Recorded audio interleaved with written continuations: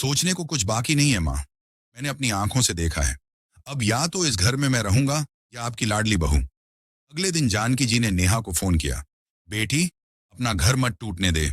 आर्यन पागल हो गया है। तू तो समझदार है। एक बार वापस आ जा, सब ठीक हो जाएगा। फोन के दूसरी तरफ नेहा कुछ देर चुप रही, फिर बोली, माँ जी, जिस रिश्ते में इज्जत ही ना बची हो, उसे जोड़ कर क्या मिलेगा? उन्होंने मेरे वजूद पर सवाल उठाया है। मैं सब कुछ सह सकती हूँ, पर अपने आत्मसम्मान के साथ समझौता नहीं कर सकती। कुछ भी ठीक नहीं हो सकता। दोनों परिवारों ने रिश्ता बचाने की लाख कोशिश की, लेकिन आर्यन अपने अहंकार में और नेहा अपने आत्मसम्मान की लड़ाई में अड़ी रही। अदालत में वे आखिरी बार मिले और हमेशा के लिए उनके रास्ते अलग हो गए। उसके बाद आर्यन हमेशा के लिए मुंबई चला गया। अतीत में खोए आर्यन के कानों में आवाज गूंजी, ladies and gentleman, we are about to land in Pune. सच्चाई का सामना पुणे एयरपोर्ट पर उतरते ही आर्यन अपनी पहले से बुक की हुई काली चमचमाती मर्सिडीज की तरफ बढ़ा। ड्राइवर ने दरवाजा खोला और आर्यन पिछली सीट पर ऐसे बैठा जैसे कोई बादशाह अपनी सल्तनत में लौट रहा हो। उसने अपनी महंगी घड्डी पर नजर डाली, शीशे में अपना अक्स देखा और मन ही मन मुस्कुराया। आज नेहा देखेगी कि उसने क्या खोया है। उसके बिना आर्यन कितना बड्ढा आदमी बन गया है। उसने चेहरे पर एक झूठी मगर आत्मविश्वास से भरी मुस्कान सजा ली। उसने मोबाइल में नेहा द्वारा भेजा गया एड्रेस देखा। एड्रेस नया था तो मैडम ने घर भी बदल लिया। किराए पर एक कमरा ले लिया होगा, वरना उसकी कहाँ औकात। वो मन ही मन बदधब्दाया। टैक्सी एक शानदार 3 मंजिला घर के सामने रुकी। घर के बाहर नेहाज किचन का एक खूबसूरत बोर्ड लगा था। आर्यन कुछ पल के लिए हैरान रह गया। ये क्या है? उसने गहरी सांस ली और लोहे के बड्ढे से गेट पर लगी घंटी बजाई। फिर मर्सिडीज से सट कर खड्डा हो गया। उसका दिल तो जोर जोर से धड़धक रहा था, लेकिन चेहरे पर उसने घमंड का नकाब चढ़ा रखा था। जी कहिए, नेहा से मिलना है मुझे, आर्यन ने भारी आवाज में कहा।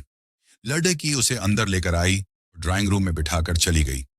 आर्यन ने चारों तरफ नजर घुमाई।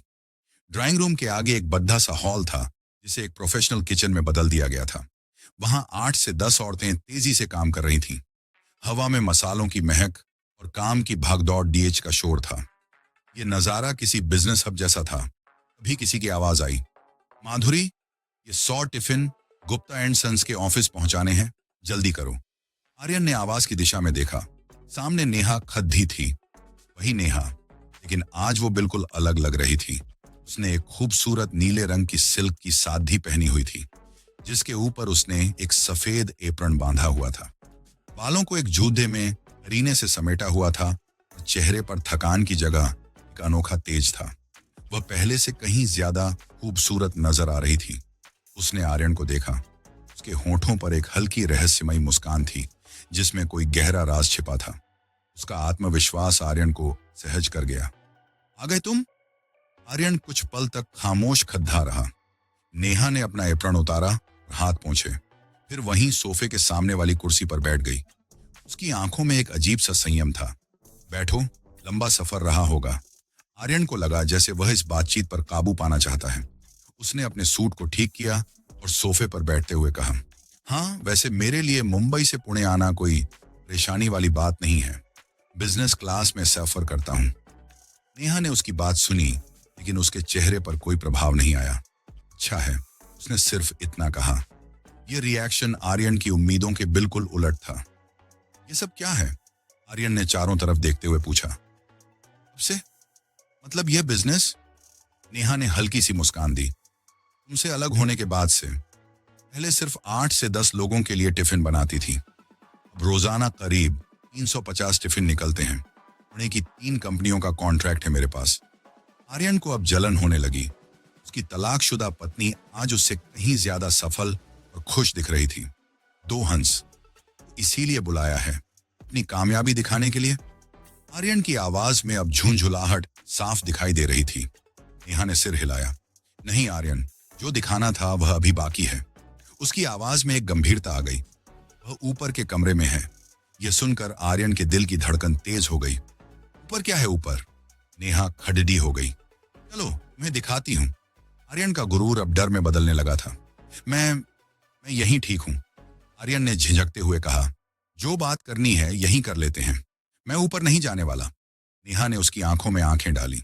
आर्यन, जब इतनी दूर आ गए हो तो चंद कदम और सही। जो आज मैं तुम्हें दिखाऊंगी, उसे देखने के बाद शायद तुम्हें तुम्हारी धन दौलत, शानो शौकत, सब कुछ बेमानी लगने लगे।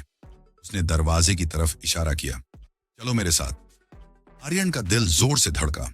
नेहा की आवाज में एक ऐसी सच्चाई की तपिश थी जो उसे डरा भी रही थी और अपनी ओर खींच भी रही थी। वह न चाहते हुए भी एक सम्मोहित व्यक्ति की तरह उसके पीछे पीछे चल दिया, सीढ़ियों की ओर, उस अनजान मंजिल की तरफ जो उसके होश उठाने वाला था। ऊपरी मंजिल का माहौल नीचे से बिल्कुल अलग था। यहाँ एक सुकून देने वाली शांति थी। नेहा एक बंद दरवाजे के सामने जाकर रुक गई। उसने दरवाजे पर हाथ रखा लेकिन उसे खोला नहीं। वो मुद्दी और उसने एक गहरी नजर आर्यन पर डाली। आर्यन, अपने घमंड को, अपने गुस्से को कुछ पल के लिए बाहर ही छोड़ देना। आर्यन कुछ बोल नहीं पाया। अंदर जाने से पहले एक बात पूछूं? नेहा ने कहा। आर्यन ने सिर्फ सिर हिलाया। अपनी माँ से आखिरी बार कब बात की थी? यह सवाल एक तीर की तरह आर्यन के सीने में लगा। उसे याद भी नहीं था। शायद 2 महीने पहले या 3। उसने कोई जवाब नहीं दिया, बस अपनी नजरें झुका ली। नेहा ने एक लंबी ठंडी सांस ली। शायद तुम्हें जवाब देने की जरूरत भी नहीं है, इतना कहकर उसने धीरे से दरवाजे को धक्का दिया।